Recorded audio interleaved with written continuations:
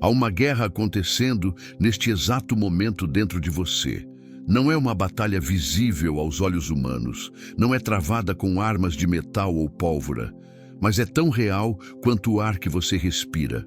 É a guerra entre a carne e o espírito. E nesta guerra, meu amigo, minha amiga, a neutralidade não existe. Ou você alimenta a carne e ela domina sua vida, ou você destrói seus padrões carnais e liberta o espírito que Deus colocou dentro de você. Não há meio termo. Paulo nos diz em Gálatas 5:17, porque a carne milita contra o espírito e o espírito contra a carne, porque são opostos entre si, para que não façais o que porventura seja do vosso querer. Você percebe a força dessa verdade? Há dois reinos disputando território dentro de você. E cada dia, cada hora, cada decisão que você toma, você está alimentando um desses reinos. A carne não é apenas o seu corpo físico. A carne é aquela natureza velha, aquele padrão de pensamento que vive independente de Deus, que busca satisfação imediata, que resiste à vontade divina, que escolhe o caminho fácil em vez do caminho certo. A carne é essa voz interior que diz: você merece. Não há problema nisso. Ninguém vai saber. Apenas desta vez. E se você não destruir a carne, ela destruirá seu destino. Mas escute-me bem. Deus não te chamou para viver em derrota. Ele não te salvou para que você continuasse escravo dos mesmos padrões que te aprisionavam antes de conhecê-lo. Romanos 8:13 declara: se viveres segundo a carne, caminhais para a morte. Mas, se, pelo Espírito, mortificardes os feitos do corpo, certamente vivereis. Esta é uma promessa com uma condição clara: vida ou morte, espírito ou carne. A escolha é sua. E hoje, neste momento, eu quero te mostrar 6 hábitos poderosos que destruirão a força da carne em sua vida e despertarão o espírito que Deus plantou dentro de você. Não são fórmulas mágicas. São princípios bíblicos, testados através dos séculos, praticados pelos gigantes da fé e confirmados pela própria palavra de Deus. São hábitos que transformarão sua caminhada de uma luta constante para uma vitória sustentada. O primeiro hábito é este: jejum intencional e estratégico. Agora, antes que você pense que jejum é apenas passar fome, deixe-me explicar algo. O jejum não é sobre o que você deixa de comer. É sobre o que você escolhe buscar. É uma declaração espiritual. Quando você jejua, você está dizendo à sua carne: você não me controla. E está dizendo a Deus: eu te priorizo acima de minhas necessidades físicas. Jesus nos deu o padrão. Antes de começar seu ministério público, ele jejuou 40 dias no deserto. E foi ali, no lugar de fraqueza física, que ele demonstrou força espiritual absoluta. Satanás veio com 3 tentações poderosas, todas elas mirando a carne, a fome física, a busca por espetáculo e o desejo de poder. E em cada tentação, Jesus respondeu não com argumentos filosóficos, mas com a palavra de Deus. Está escrito, ele declarava, e o diabo foi derrotado. Mateus 4:4 registra as palavras de Jesus. Não só de pão viverá o homem, mas de toda palavra que procede da boca de Deus. Você entende o que isso significa? Há um alimento que seu espírito precisa mais do que seu corpo precisa de comida. E quando você jejua, você está criando espaço para que esse alimento espiritual penetre mais profundamente em sua alma. Eu conheço pessoas que passam anos orando por uma resposta e nunca a recebem. Mas quando começam a combinar oração com jejum, as coisas mudam. Por quê? Porque o jejum quebra a teimosia da carne. O jejum silencia as vozes internas que competem com a voz de Deus. O jejum te coloca em uma posição de dependência total, onde você reconhece que sem ele você não pode fazer nada. Mas deixe-me ser claro, o jejum não manipula a Deus. Deus não é um garçom celestial esperando que você pule uma refeição para então atender seu pedido. Não. O jejum muda você, quebra sua autossuficiência, destrói sua arrogância espiritual, te faz lembrar que você é pó e que é apenas pelo sopro de Deus que você existe. E quando você jejua regularmente, algo extraordinário acontece. Sua sensibilidade espiritual aumenta. Você começa a discernir coisas que antes passavam despercebidas. A voz de Deus se torna mais clara. As tentações perdem força, porque a carne enfraquecida pelo jejum intencional não pode mais gritar tão alto. Olhe para Daniel. Em Daniel 10, ele buscou entendimento através do jejum. Por 21 dias, ele se absteve de certos alimentos e buscou a face de Deus. E o que aconteceu? Um anjo apareceu e disse: desde o primeiro dia em que aplicaste o coração a compreender e a humilhar-te perante o teu Deus, foram ouvidas as tuas palavras. E por causa das tuas palavras, eu vim. Você leu isso? Desde o primeiro dia. Mas a resposta completa levou 21 dias. Por quê? Porque havia uma batalha espiritual acontecendo nos lugares celestiais. Agora, aqui está a verdade poderosa. Enquanto Daniel jejuava na terra, anjos lutavam no céu. Seu jejum não era fraqueza, era uma arma de guerra espiritual. E quando você jejua, você não está apenas dizendo não à comida. Você está liberando poder nos lugares celestiais. Você está movendo coisas que orações comuns não conseguem mover. Mas o jejum precisa ser intencional. Não é apenas pular o café da manhã porque você acordou atrasado. É uma decisão deliberada de buscar a Deus de forma mais profunda. É escolher um período específico, seja de um dia, 3 dias ou mais, e dizer: neste tempo, minha prioridade absoluta é Deus. E durante esse jejum, você substitui o tempo que gastaria comendo com oração, leitura da palavra, adoração e silêncio diante da presença divina. Isaías 58 nos ensina que existe um jejum que Deus escolheu. Não é um ritual vazio, mas um ato de justiça e misericórdia. É o jejum que rompe as cadeias da injustiça, solta as correntes da opressão, liberta os cativos e despedaça todo jugo. Este é o jejum que Deus honra. Este é o jejum que destrói a carne e desperta o espírito. E permita-me te desafiar hoje. Quando foi a última vez que você jejuou? Não por obrigação religiosa, mas por um desejo ardente de estar mais perto de Deus? Quando foi a última vez que você disse não aos desejos do seu corpo para dizer sim à vontade de Deus?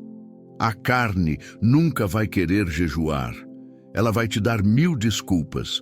Você precisa de energia. Você tem um dia difícil pela frente. Isso é extremismo. Mas quando você vence essas vozes e jejua mesmo assim, algo morre dentro de você. E não é algo bom que morre. É a fortaleza da carne que começa a ruir. O segundo hábito que destrói a carne e desperta o espírito é a imersão diária na palavra de Deus. Não estou falando de ler versículos bonitos para postar nas redes sociais.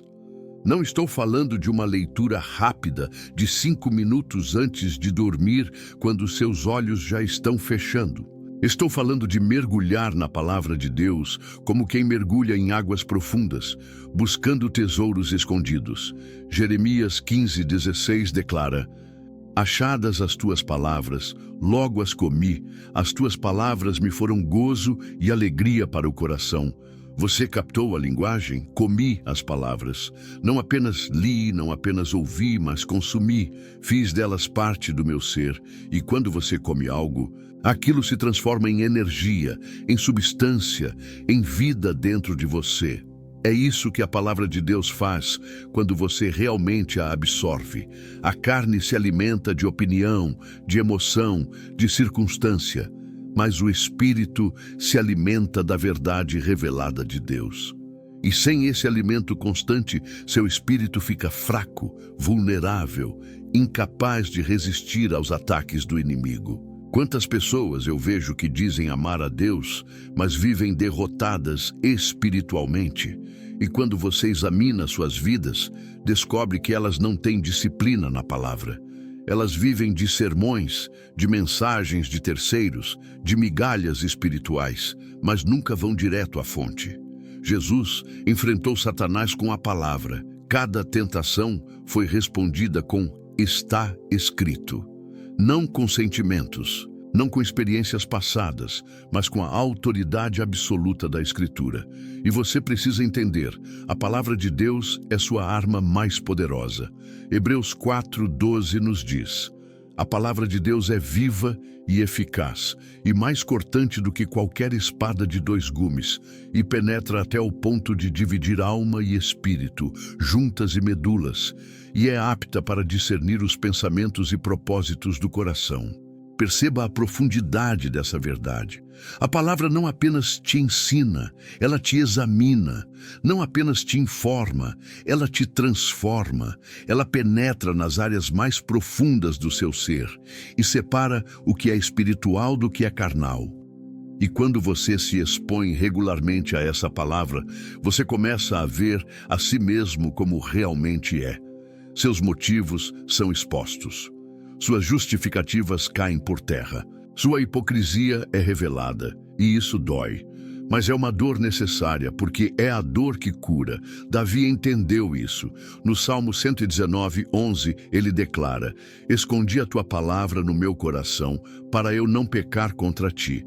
Ele não disse: "Eu leio a palavra." Ele disse: "Eu escondi a palavra no meu coração." Há uma diferença enorme.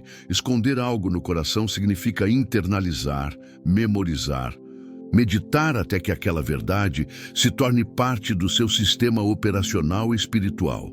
E quando a palavra está escondida no seu coração, algo poderoso acontece. Quando a tentação vem, você não precisa correr para pegar sua Bíblia. A palavra já está lá, pronta para ser ativada. Quando a dúvida a ataca, quando o medo tenta te paralisar, quando a mentira sussurra no seu ouvido, a palavra armazenada em seu coração se levanta como um escudo e declara a verdade. Mas deixe-me te fazer uma pergunta. Quanto tempo você passa nas redes sociais comparado ao tempo que passa na palavra de Deus? Quanto tempo você gasta assistindo séries comparado ao tempo que investe estudando as Escrituras? Não estou dizendo que essas coisas são necessariamente pecado, mas estou te desafiando a examinar suas prioridades, porque aquilo que você alimenta é aquilo que cresce. Se você alimenta sua carne com horas de entretenimento vazio, sua carne vai dominar. Se você alimenta seu espírito com a palavra de Deus, seu espírito vai se fortalecer. E não é apenas sobre quantidade de tempo, é sobre qualidade de imersão. Você pode passar 1 hora lendo a Bíblia de forma mecânica e não absorver nada. Ou você pode passar 15 minutos meditando profundamente em um único versículo e sair transformado. A chave é a aproximação intencional. É vir com o coração aberto, com a mente disposta, com o espírito sedento. Quando você lê a palavra, faça perguntas. O que Deus está dizendo aqui? Como isso se aplica à minha vida? O que precisa mudar em mim à luz dessa verdade? E então, permita que o Espírito Santo te guie, porque a mesma palavra que foi inspirada pelo Espírito Santo precisa ser iluminada pelo Espírito Santo. Sem ele, você está apenas lendo palavras antigas. Com ele, você está ouvindo a voz viva de Deus. Josué recebeu uma instrução poderosa de Deus antes de entrar na terra prometida. Josué 1:8 diz: "Não cesses de falar deste livro da lei. Antes, medita nele dia e noite, para que tenhas cuidado de fazer segundo tudo quanto nele está escrito. Então, farás prosperar o teu caminho e serás bem-sucedido." Você vê a conexão? Meditar na palavra não é um exercício intelectual. É o caminho para o sucesso e a prosperidade verdadeiros. Meditar significa ruminar, mastigar repetidamente, pensar profundamente. É como uma vaca que rumina o alimento. Ela come, engole, depois traz de volta e mastiga novamente para extrair todo o nutriente. Assim deve ser com a palavra de Deus. Você lê, você pensa, você reflete, você volta a pensar, você aplica, você vive aquela verdade até que ela se torne parte de quem você é. E quando você faz isso consistentemente, a carne começa a perder seu poder. Porque a palavra de Deus expõe as obras da carne. Ela revela as mentiras que você acreditou. Ela confronta os ídolos que você construiu. Ela desafia os padrões mundanos que você abraçou. E aos poucos, verdade por verdade, versículo por versículo, seu espírito é renovado. Romanos 12:2 nos exorta: e não vos conformeis com este século, mas transformai-vos pela renovação da vossa mente. Como acontece essa renovação? Através da palavra. Sua mente não será renovada assistindo mais televisão. Sua mente não será renovada ouvindo filosofias vazias do mundo. Sua mente será renovada quando você a saturar com a verdade de Deus. E aqui está uma verdade que muitos ignoram. A transformação não acontece da noite para o dia. É um processo. É uma jornada diária. Cada dia que você se alimenta da palavra, você está destruindo um pouco mais da carne e fortalecendo um pouco mais o espírito. Cada dia que você escolhe obedecer ao que leu, você está construindo hábitos espirituais que te levarão à vitória. Pense em Esdras. A Bíblia diz em Esdras 7:10. Esdras tinha disposto o coração para buscar a lei do Senhor e para a cumprir, e para ensinar em Israel os seus estatutos e os seus juízos. Você vê a progressão: buscar, cumprir, ensinar. Primeiro ele buscou, depois ele obedeceu, e então ele estava qualificado para ensinar. Não pode haver ensino sem obediência. Não pode haver obediência sem busca. E tudo começa com um coração disposto a mergulhar na palavra. Hoje eu te desafio. Estabeleça um tempo diário inegociável com a palavra de Deus. Não importa o que aconteça, esse tempo é sagrado. Desligue o celular, afaste as distrações. Abra sua Bíblia com reverência, sabendo que você está prestes a ouvir a voz do Criador do Universo. E venha com fome, venha com sede, venha esperando que Deus fale, porque Ele falará. Ele sempre fala através da sua palavra. O terceiro hábito que destrói a carne e desperta o espírito é a oração persistente e fervorosa. Não orações mecânicas, não repetições vazias, não monólogos religiosos, mas comunicação real, profunda e honesta com o Deus vivo. A oração é a respiração do espírito. Assim como seu corpo morre sem oxigênio, seu espírito murcha sem oração. Jesus nos deu o exemplo supremo. Lucas 5,16 registra: ele, porém, se retirava para lugares solitários e orava. Jesus, o Filho de Deus, o próprio Verbo encarnado, sentia necessidade de se retirar para orar. Se ele precisava, quanto mais nós.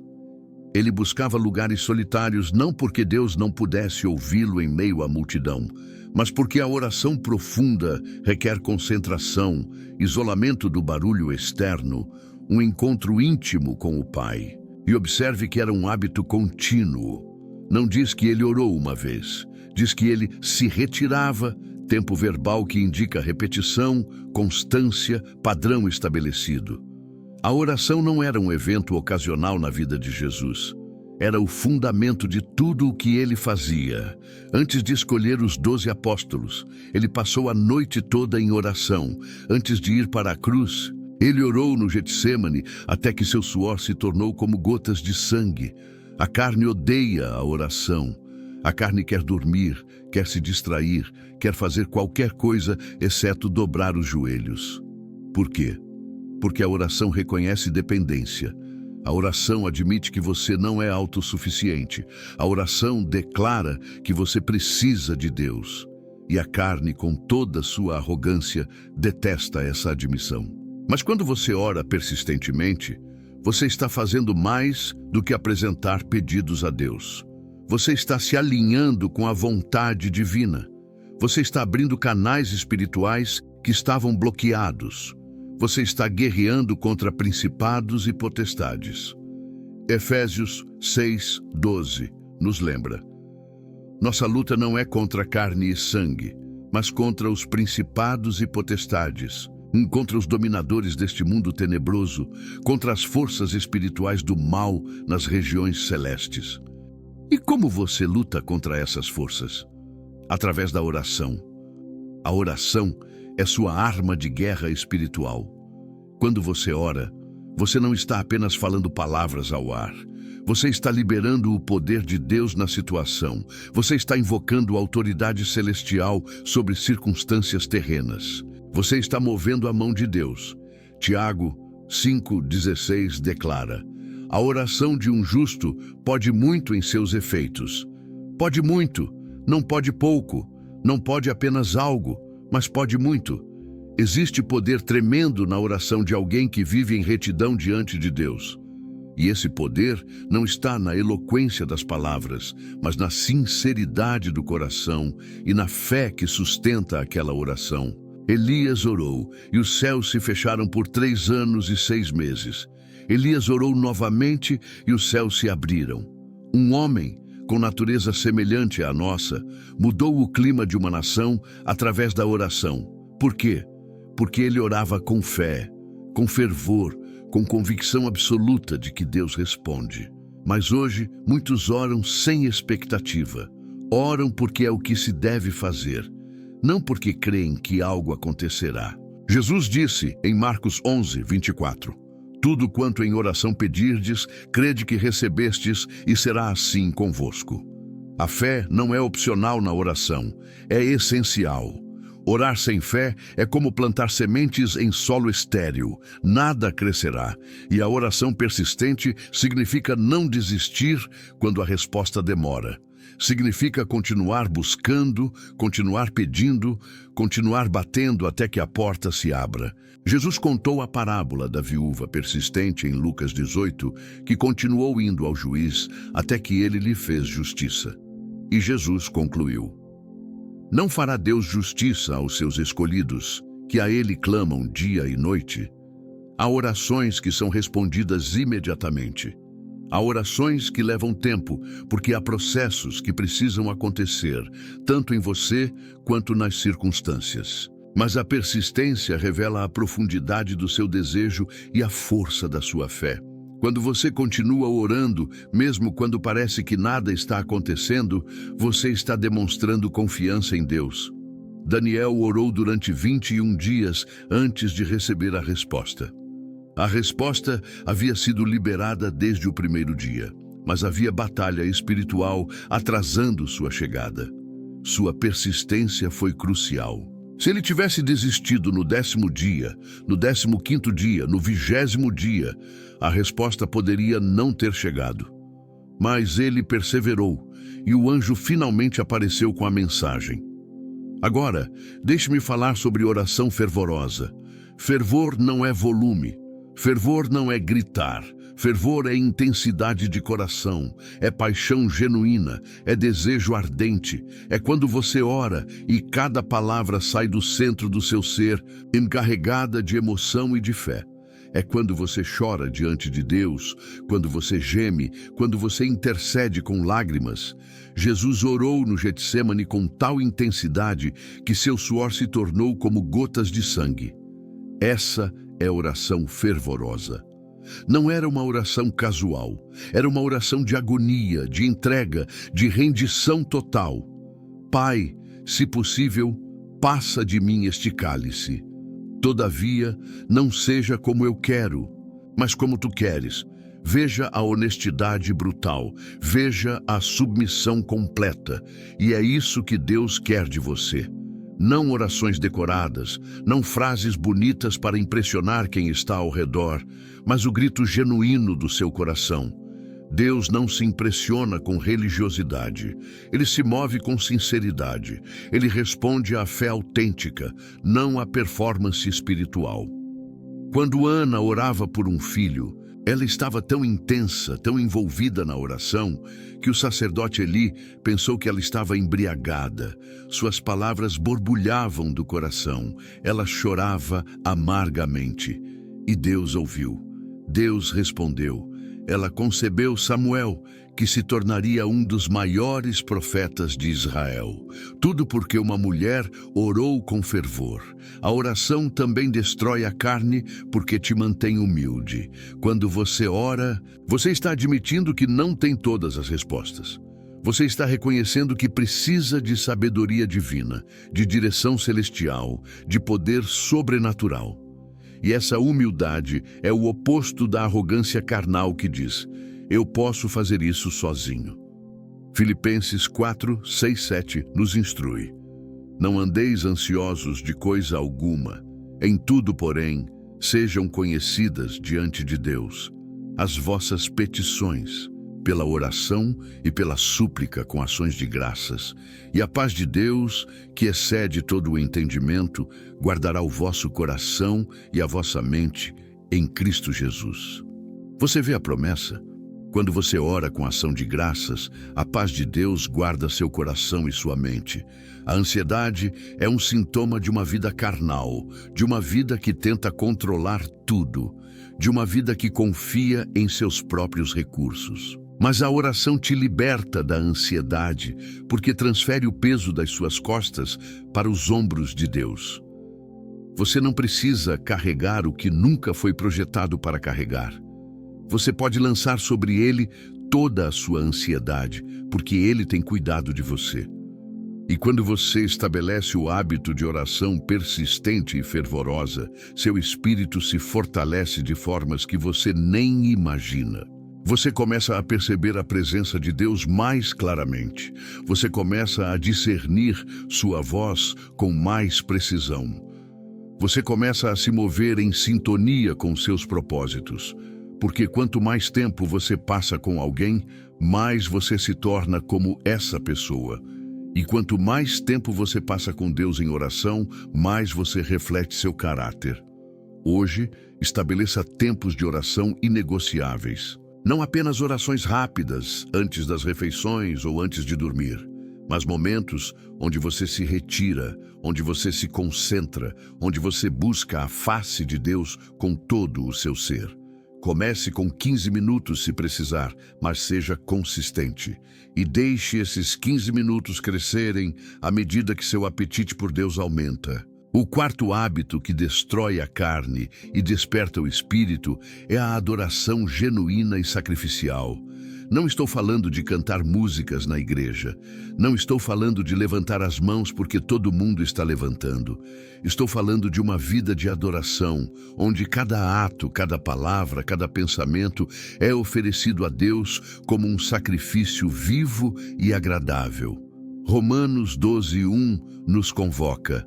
Rogo-vos, pois, irmãos, pelas misericórdias de Deus, que apresenteis o vosso corpo por sacrifício vivo, santo e agradável a Deus, que é o vosso culto racional. O seu corpo inteiro, não apenas sua voz no domingo, sua vida inteira, não apenas uma hora por semana. Isso é adoração verdadeira. A carne adora a si mesma, a carne busca glória própria, reconhecimento humano, satisfação pessoal. Mas o espírito adora a Deus.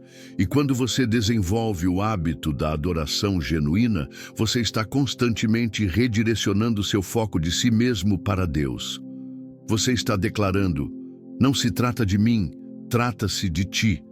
Jesus disse à mulher samaritana em João 4, 23, 24, a hora vem e já chegou em que os verdadeiros adoradores adorarão o Pai em espírito e em verdade. Porque são estes que o Pai procura para seus adoradores. Deus é espírito, e importa que os seus adoradores o adorem em espírito e em verdade. Adoração em espírito significa adoração que vem do lugar mais profundo do seu ser, não de rituais externos. Adoração em verdade significa adoração que é genuína, não fingida, não hipócrita. E o Pai está procurando adoradores assim. Não está procurando pessoas que apenas cumprem obrigações religiosas. está procurando corações que se derramam diante dele em rendição total. Está procurando vidas que refletem sua glória, não por performance, mas por transformação interior. Quando você adora genuinamente, algo poderoso acontece no reino espiritual. As cadeias caem, as prisões se abrem. Paulo e Silas estavam presos em Filipos, com os pés no tronco, as costas sangrando dos açoites. Meia-noite, escuridão, dor física intensa. E o que fizeram? Atos 16:25 diz: pela meia-noite, Paulo e Silas oravam e cantavam louvores a Deus, e os demais companheiros de prisão escutavam. Eles adoraram no meio da dor. Eles adoraram quando não fazia sentido adorar. Eles adoraram porque a adoração não depende de circunstâncias. Depende de um coração que escolhe glorificar a Deus, independentemente do que está acontecendo. E o que aconteceu? Um terremoto sacudiu a prisão, as correntes se soltaram, as portas se abriram. A adoração sacrificial liberou poder sobrenatural. Adoração sacrificial significa adorar quando é difícil. Significa louvar quando você quer chorar. Significa declarar a bondade de Deus quando tudo ao seu redor parece estar desmoronando. É fácil adorar quando tudo está bem. Qualquer um pode fazer isso. Mas adorar na adversidade, isso é a adoração que toca o coração de Deus. Jó perdeu tudo. Seus filhos, suas riquezas, sua saúde. Ele sentou-se sobre cinzas, raspando suas feridas com um caco de telha. E o que ele fez? Jó 1:20-21 registra. Então, Jó se levantou, rasgou o seu manto, rapou a cabeça e lançou-se em terra, e adorou, e disse: nu saí do ventre de minha mãe, e nu voltarei. O Senhor o deu, e o Senhor o tomou. Bendito seja o nome do Senhor. Que adoração, que rendição, que fé. E a Bíblia acrescenta: em tudo isto Jó não pecou nem atribuiu a Deus falta alguma. Diz: a adoração de Jó no meio da tragédia foi uma declaração de confiança absoluta na soberania de Deus. Ele não entendeu por que aquilo estava acontecendo, mas escolheu adorar mesmo assim. E essa adoração protegeu seu coração da amargura, do ressentimento, da rebelião contra Deus. Quando você adora regularmente, você está treinando seu coração a responder corretamente às provações. Você está construindo uma fortaleza espiritual que não será abalada quando as tempestades vierem. Porque adoração não é sobre sentimentos, é sobre verdade, é sobre declarar quem Deus é, não importa como você se sente. Davi era um adorador. Ele dançou diante da arca com todas as suas forças, sem se importar com o que os outros pensavam. Sua esposa Mical o desprezou, mas Davi não parou. Por quê?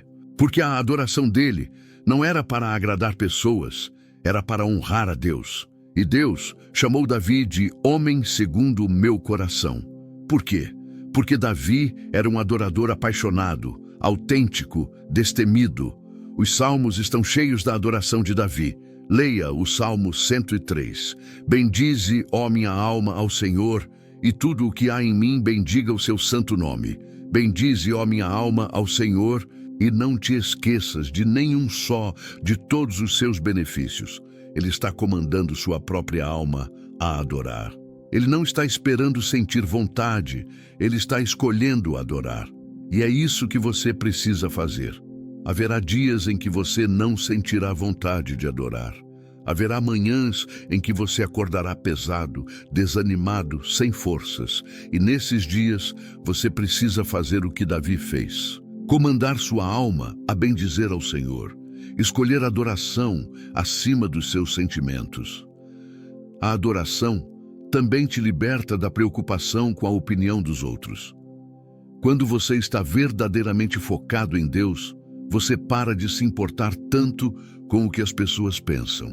A carne vive escrava da aprovação humana, mas quando você adora em espírito e em verdade, você se liberta dessa escravidão.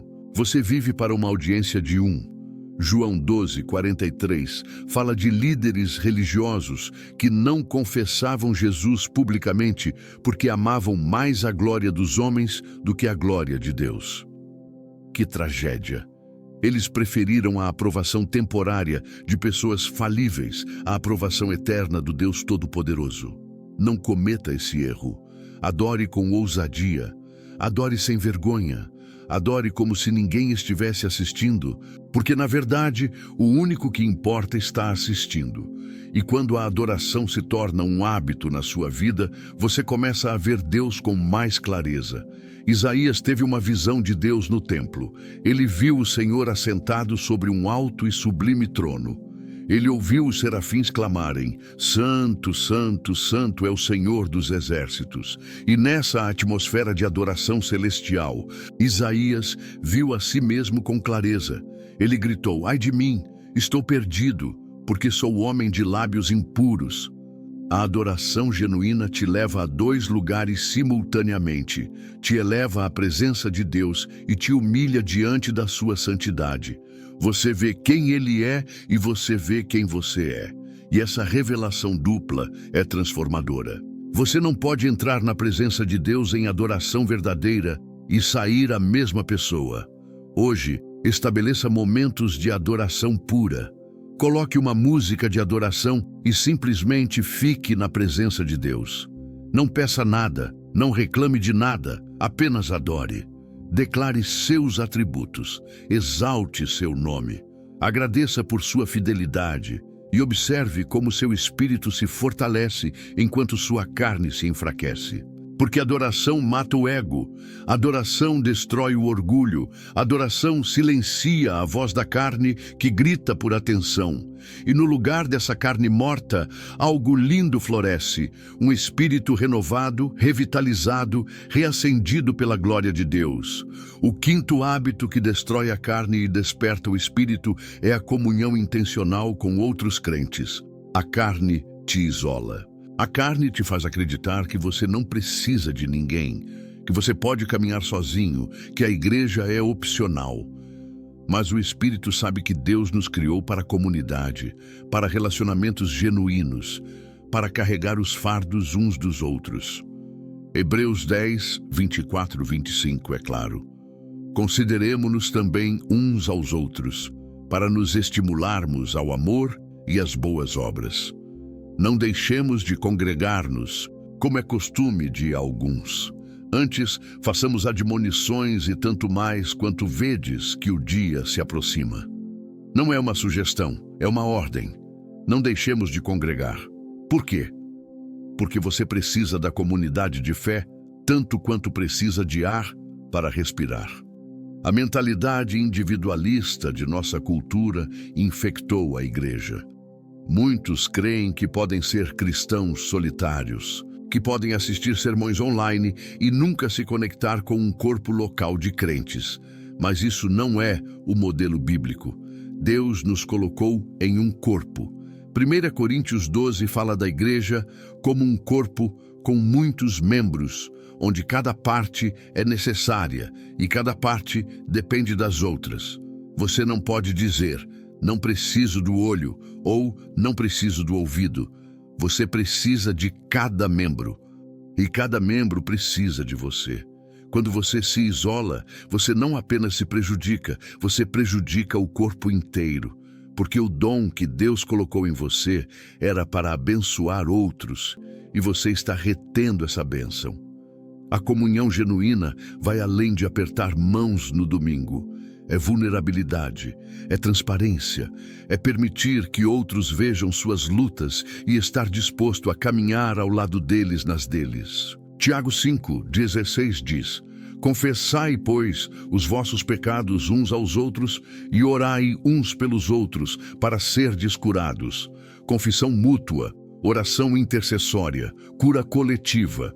Mas a carne tem medo de vulnerabilidade. A carne quer manter a fachada, quer parecer forte, quer esconder as rachaduras. E por causa disso, muitos vivem vidas duplas. Na igreja, são sorridentes e espirituais. Em casa, estão desmoronando. Ninguém sabe da luta, ninguém conhece a dor. E nesse isolamento, o inimigo ataca sem misericórdia. Jesus enviou os discípulos de 2 em 2, não 1 a 1, de 2 em 2. Por quê? Porque há força na companhia. Eclesiastes 4, 9 e 10 declara: melhor é serem 2 do que 1, porque tem melhor paga do seu trabalho. Porque se caírem, um levanta o companheiro. Ai, porém, do que estiver só, pois caindo não haverá quem o levante. Quando você caminha com outros crentes, há quem te levante quando você cai. E você vai cair. Todos nós caímos. Não se trata de se, mas de quando. E quando você cai, ter uma comunidade de fé ao seu redor é a diferença entre levantar rapidamente e permanecer no chão derrotado. A comunhão te oferece suporte, encorajamento, correção amorosa e responsabilidade. Responsabilidade é algo que a carne detesta, mas o espírito necessita.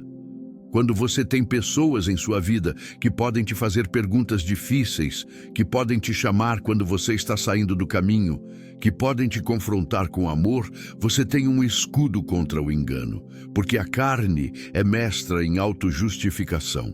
Mas é difícil se enganar quando você tem amigos espirituais que falam a verdade em amor.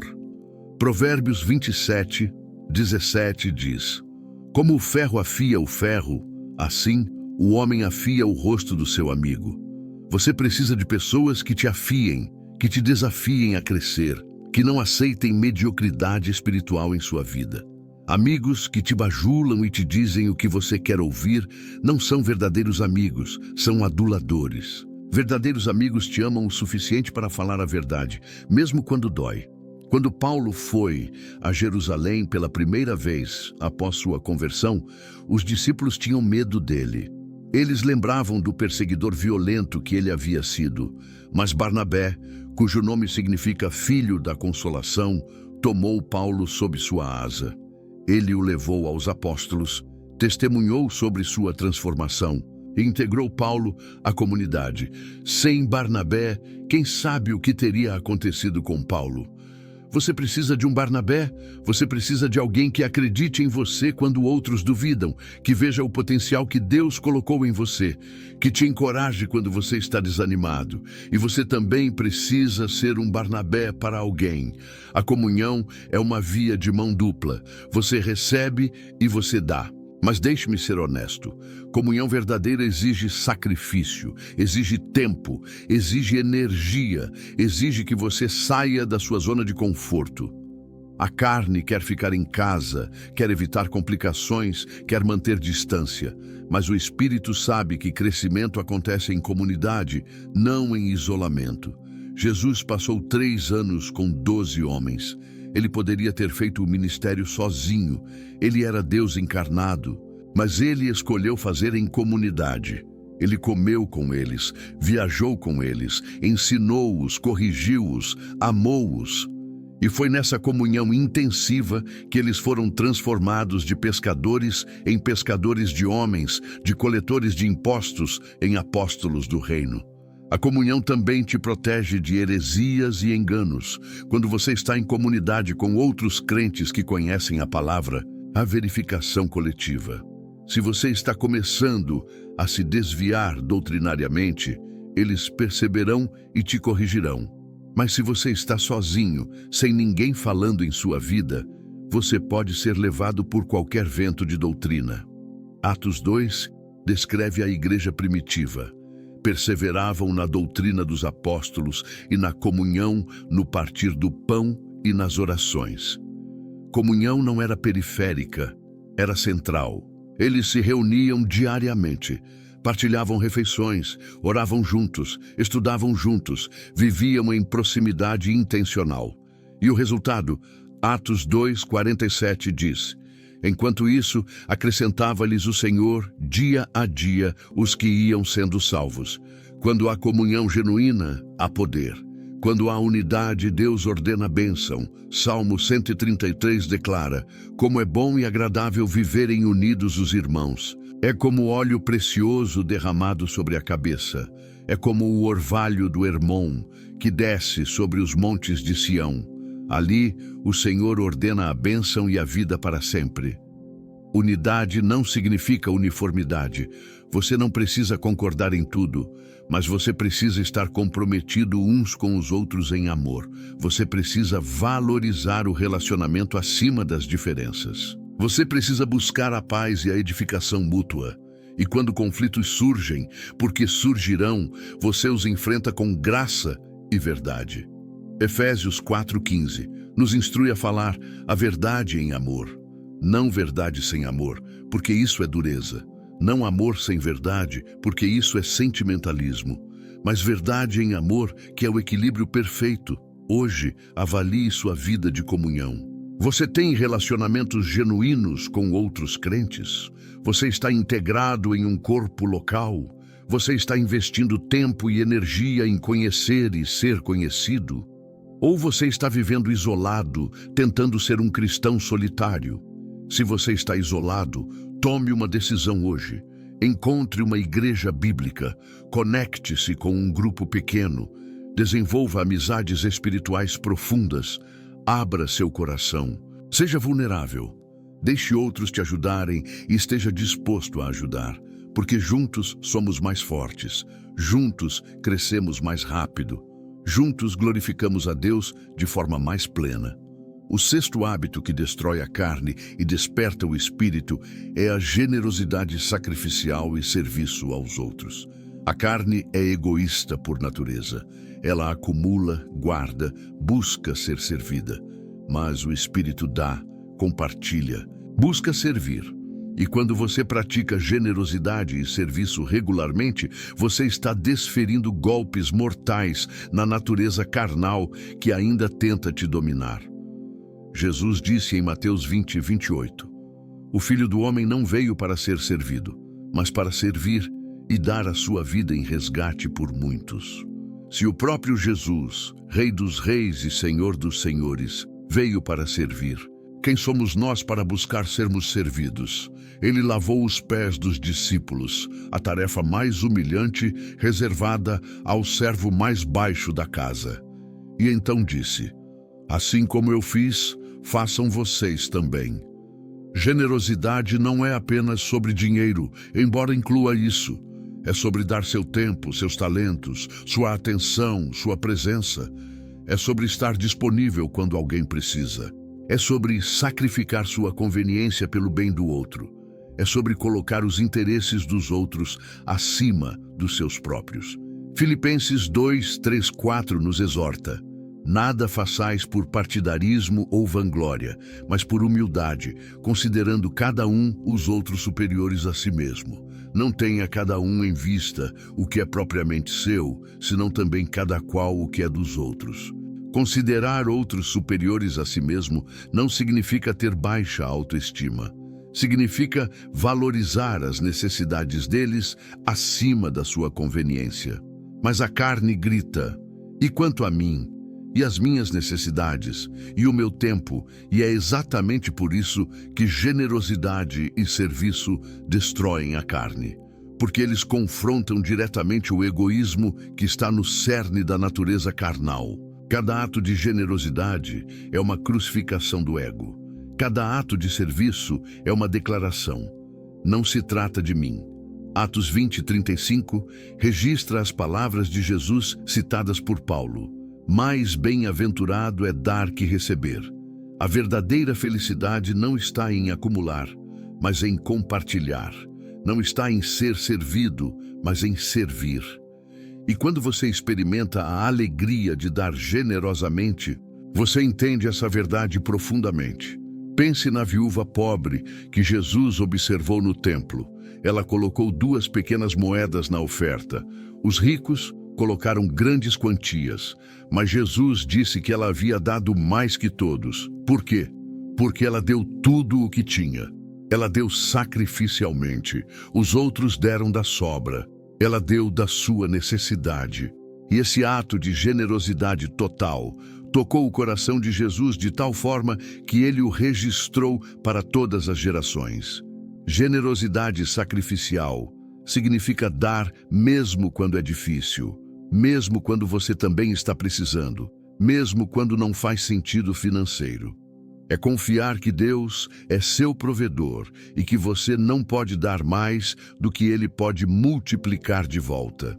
Lucas 6:38 promete: Dai, e dar-se-vos-á, boa medida, recalcada, sacudida, transbordante, generosamente vos darão, porque com a medida com que tiverdes medido, vos medirão também. Mas atenção, você não dá para receber. Isso seria manipulação.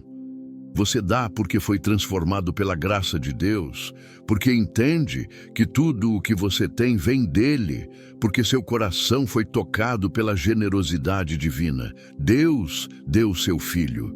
Como você pode reter qualquer coisa depois disso?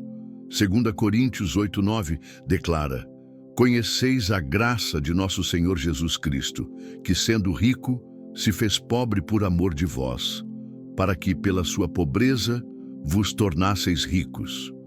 Jesus deixou as riquezas do céu e veio para a pobreza da terra para nos enriquecer espiritualmente. Essa é a máxima generosidade. E nós somos chamados a refletir essa mesma generosidade em nossas vidas. O serviço aos outros também destrói a carne, porque te força a sair do seu mundo e entrar no mundo de outra pessoa. Quando você serve, você vê as necessidades reais. Você testemunha a dor. Você se torna consciente de que não se trata apenas de você e seus problemas. E essa perspectiva ampliada é libertadora. Gálatas 5:13 nos diz: Vós, irmãos, fostes chamados à liberdade, porém não useis da liberdade para dar ocasião à carne. Sede antes servos uns dos outros pelo amor. A verdadeira liberdade não é fazer o que você quer, é ter o poder de fazer o que é certo. E o que é certo é servir uns aos outros em amor. Jesus contou a parábola do bom samaritano. Um homem foi assaltado e deixado meio morto na estrada. Um sacerdote passou, viu e passou de largo. Um levita fez o mesmo, mas um samaritano, alguém desprezado pelos judeus, parou, cuidou do ferido, levou-o a uma hospedaria, pagou pelas despesas e ainda disse ao hospedeiro para cobrar dele qualquer gasto adicional. Esse é serviço sacrificial. E Jesus perguntou: Qual destes três te parece ter sido o próximo do homem que caiu nas mãos dos salteadores? A resposta óbvia: o que usou de misericórdia para com ele. E então Jesus concluiu: Vai e procede tu de igual modo. Não é uma sugestão, é uma ordem. Vai e faze o mesmo. Quantas pessoas estão caídas ao lado do caminho da sua vida? Quantas necessidades você vê, mas ignora, porque é inconveniente, porque vai custar tempo, porque vai custar dinheiro? A carne sempre encontrará desculpas, mas o Espírito ouve o chamado de Deus e responde. E aqui está uma verdade poderosa. Quando você serve os outros, você está servindo a Jesus. Mateus 25:40. Registra as palavras de Jesus. Em verdade vos afirmo que, sempre que o fizestes a um destes meus pequeninos irmãos, a mim o fizestes. Cada copo de água dado em seu nome, cada refeição compartilhada, cada visita ao enfermo, cada palavra de encorajamento ao desencorajado, você está fazendo a Jesus. Isso muda completamente a perspectiva do serviço. Não é apenas ajudar alguém necessitado, é ministrar ao próprio Cristo. Não é obrigação, é privilégio. Não é fardo, é honra. E quando você serve dessa forma, algo acontece em você. Você é transformado.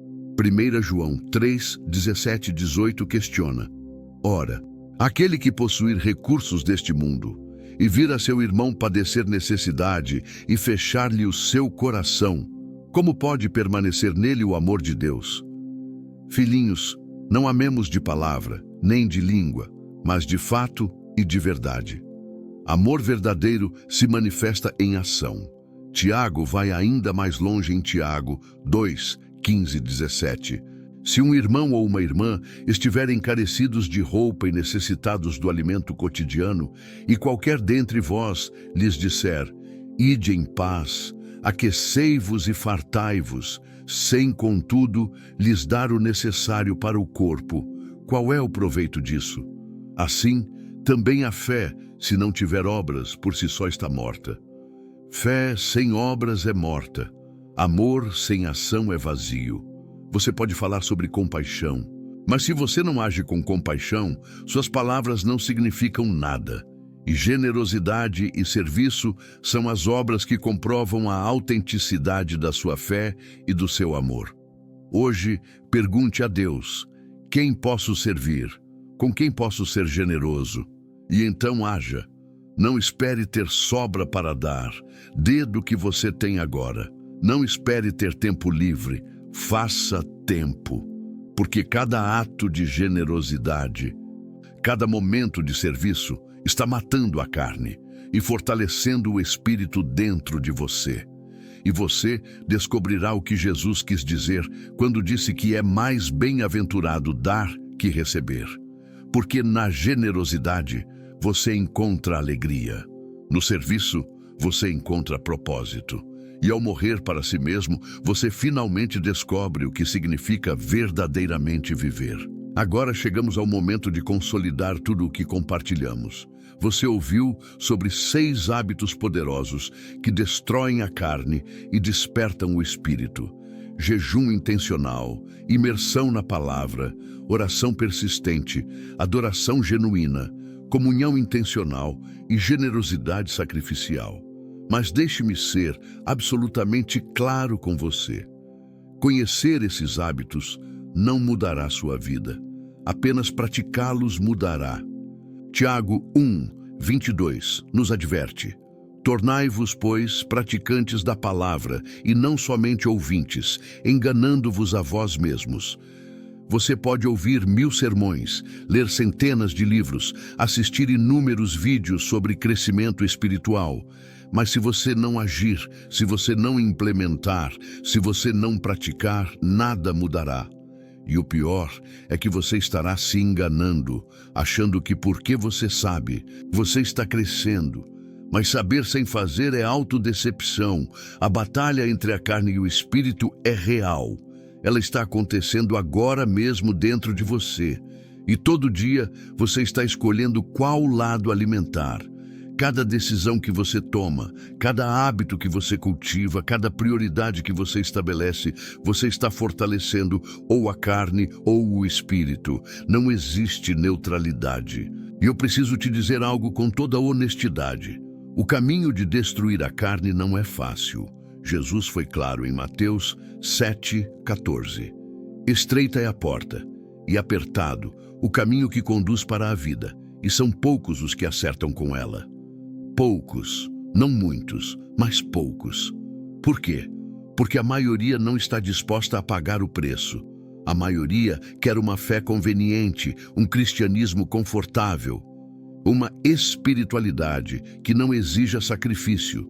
Mas você não foi chamado para mediocridade espiritual. Você foi chamado para grandeza em Cristo. Você foi chamado para viver uma vida que faz diferença, que impacta o reino, que glorifica a Deus de forma plena. E isso só acontece quando você toma a decisão radical de crucificar a carne diariamente. Paulo disse em 1 Coríntios 15:31. Dia após dia morro. Ele morria diariamente. Não uma vez, não ocasionalmente, mas diariamente. A crucificação da carne não é um evento único. É um processo contínuo. É uma escolha que você faz de manhã quando acorda. Uma escolha que você reafirma ao longo do dia. Uma escolha que você mantém até colocar sua cabeça no travesseiro à noite. E aqui está a boa notícia. Você não está sozinho nessa jornada. O mesmo Espírito Santo que ressuscitou Cristo dos mortos habita em você. Romanos 8:11 promete: se habita em vós o Espírito daquele que ressuscitou a Jesus dentre os mortos, esse mesmo que ressuscitou a Cristo Jesus dentre os mortos, vivificará também o vosso corpo mortal, por meio do seu Espírito que em vós habita. O poder que ressuscitou Jesus está disponível para você hoje. Você tem o poder, você tem os recursos, você tem tudo o que precisa para vencer. 2 Pedro 1, 3 declara: visto como pelo seu divino poder nos têm sido doadas todas as coisas que conduzem à vida e à piedade. Todas as coisas, não algumas, não a maioria, mas todas. Você não pode usar falta de recursos como desculpa. Deus já te equipou completamente. Agora, você precisa decidir. Você vai continuar vivendo dominado pela carne, escravizado por padrões carnais, derrotado por velhos hábitos? Ou você vai tomar uma decisão hoje, neste momento, de implementar esses 6 hábitos transformadores em sua vida? Imagine sua vida daqui a 6 meses, se você começar hoje. Imagine acordar cada dia com fome da palavra de Deus. Imagine ter uma vida de oração tão forte que sua primeira reação a qualquer situação seja buscar a Deus. Imagine adorar com tal liberdade que você nem liga mais para o que outros pensam. Imagine ter comunhão tão profunda com outros crentes que você nunca se sente sozinho nas batalhas. Imagine ser tão generoso e tão disposto a servir que sua vida se torna um canal de bênção para muitos. Isso não é fantasia. Isso é o que Deus planejou para você. Isso é a vida abundante que Jesus prometeu em João 10:10. Eu vim para que tenham vida e a tenham em abundância. Não vida medíocre, não sobrevivência espiritual, mas vida abundante. E agora eu quero fazer um decreto profético sobre sua vida. Hoje se quebra o domínio da carne sobre você. Hoje, as correntes que te prendiam a velhos padrões são despedaçadas. Hoje, você recebe uma nova unção do Espírito Santo que te capacita a viver em vitória. Não porque você é forte, mas porque Ele é forte em você. Você é filho de Deus, não escravo do pecado. Você é templo do Espírito Santo, não habitação da carne. Você é mais que vencedor em Cristo Jesus. Você foi criado para propósitos eternos, não para viver preso a padrões temporais.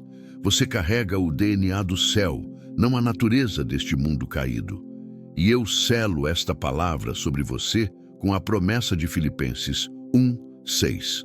Estou plenamente certo de que aquele que começou boa obra em vós há de completá-la até ao dia de Cristo Jesus. Deus começou uma obra em você e Ele é fiel para completá-la. Ele não te abandona no meio do caminho. Ele não desiste de você quando você falha. Ele continua trabalhando, moldando, transformando, até que você se torne a imagem de Cristo. Então, levante-se, sacuda o pó da derrota, deixe o passado onde ele pertence, no passado. Hoje é um novo dia. Hoje é o dia da sua transformação. Comece com um hábito, escolha um dos 6 e comece hoje. Não tente fazer todos de uma vez. Isso só te levará à frustração.